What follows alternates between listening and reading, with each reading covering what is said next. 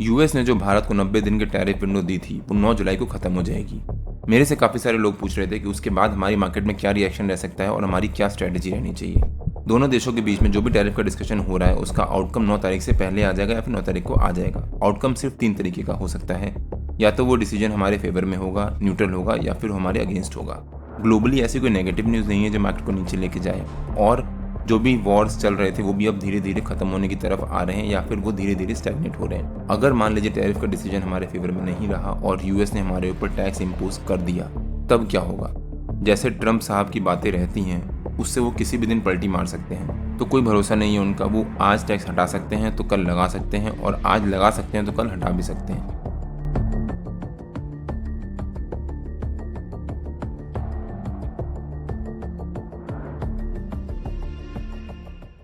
US ने जो भारत को 90 दिन के टैरिफ विंडो दी थी वो 9 जुलाई को खत्म हो जाएगी। मेरे से काफ़ी सारे लोग पूछ रहे थे कि उसके बाद हमारी मार्केट में क्या रिएक्शन रह सकता है और हमारी क्या स्ट्रैटेजी रहनी चाहिए। दोनों देशों के बीच में जो भी टैरिफ का डिस्कशन हो रहा है उसका आउटकम 9 तारीख से पहले आ जाएगा या फिर 9 तारीख को आ जाएगा। आउटकम सिर्फ 3 तरीके का हो सकता है, या तो वो डिसीजन हमारे फेवर में होगा, न्यूट्रल होगा, या फिर हमारे अगेंस्ट होगा। अगर वो हमारे फेवर में हुआ तो हो सकता है मार्केट में एक बहुत अच्छी गैप अप ओपनिंग हो। मान लीजिए डिसीजन मंडे को आता है या फिर इस वीकेंड में ओवरनाइट आ जाता है, तो हो सकता है मंडे को निफ्टी में एक बहुत अच्छी ह्यूज गैप अप ओपनिंग हो और उसके बाद वहाँ से निफ्टी रिकवरी दिखाना स्टार्ट करे और एक बहुत अच्छी शार्प शॉर्ट कवरिंग आए। बिकॉज एक तो वो डिसीजन जो भी टैरिफ का हुआ वो हमारे फेवर में हुआ, वो एक पॉजिटिव हो गया। प्लस इस हफ्ते से रिजल्ट सीजन भी स्टार्ट हो गया है और Q1 के रिजल्ट आना स्टार्ट हो गए हैं, और ऐसा माना जा रहा है कि हो सकता है इस बार Q1 के रिजल्ट अच्छे आए, जो मार्केट के लिए पॉजिटिव हो सकता है। तो मार्केट में एक और सेकंड पॉजिटिव हो गया। प्लस ग्लोबली ऐसी कोई नेगेटिव न्यूज़ नहीं है जो मार्केट को नीचे लेके जाए, और जो भी वॉर्स चल रहे थे वो भी अब धीरे धीरे खत्म होने की तरफ आ रहे हैं या फिर वो धीरे धीरे स्टैग्नेट हो रहे हैं। प्लस हमारी मार्केट भी अभी पॉजिटिव मोमेंटम में ही ट्रेड कर रही है और अच्छी रिकवरी दिखा रही है। जो ये निफ्टी में 4-5 दिन से प्रेशर बना हुआ है वो शायद इसी टैरिफ विंडो की वजह से बना हुआ है कि जो क्या टैरिफ का डिसीजन होगा उसका आउटकम क्या होगा, उसके बेसिस पे अब मार्केट आगे रिएक्ट करेगी। अगर टैरिफ का डिसीजन हमारे फेवर में रहा तो मार्केट में बहुत अच्छी शार्प शॉर्ट कवरिंग रह सकती है।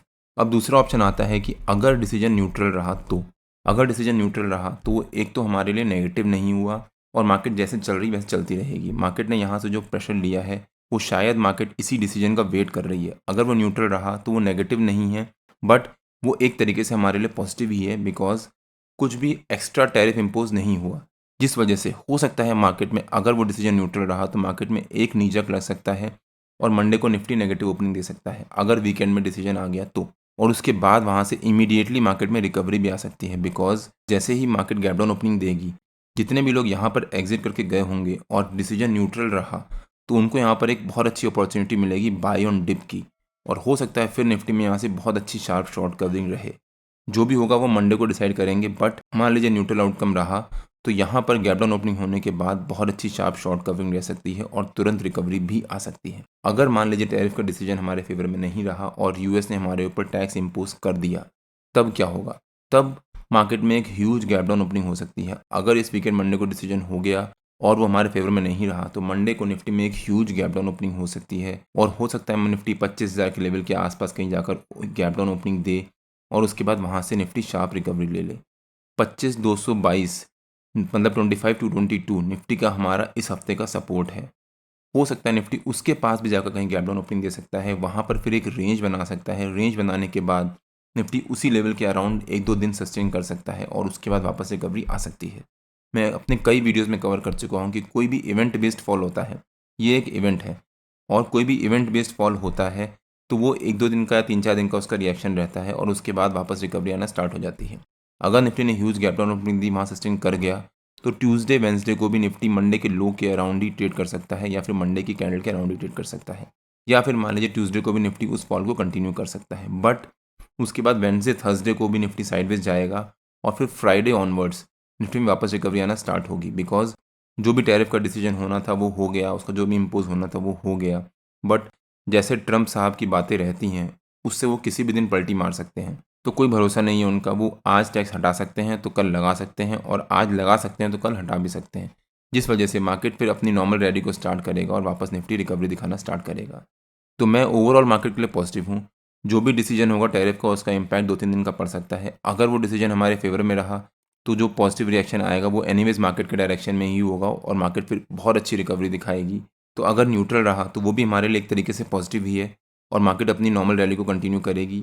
अगर वो नेगेटिव रहा या हमारे फेवर में नहीं रहा, तब निफ्टी में एक रिएक्शन आ सकता है और हो सकता है निफ्टी 1-2 दिन के लिए फॉल दिखाए, फिर वहाँ पर 2-3 दिन सस्टेन करे और फिर अगले हफ्ते से वापस रिकवरी दिखाना स्टार्ट करे। तो ओवरऑल मैं मार्केट के लिए पॉजिटिव हूँ और हमारी स्ट्रैटेजी रहनी चाहिए कि अगर वो डिप आता है और हमें अपॉर्चुनिटी मिलती है, तो वहाँ पर हमारे को अच्छे स्टॉक्स उठाने का अच्छा मौका रहेगा और हो सकता है फिर निफ्टी में बहुत अच्छी शार्प शॉर्ट कवरिंग रहे और दोबारा निफ्टी फिर नया ऑल टाइम हाई बनाए और हमारे टारगेट्स भी अचीव करें। आपके इस बारे में क्या विचार हैं, उसका हमारी मार्केट पे क्या इम्पैक्ट पड़ सकता है, प्लीज़ कमेंट से बताइए।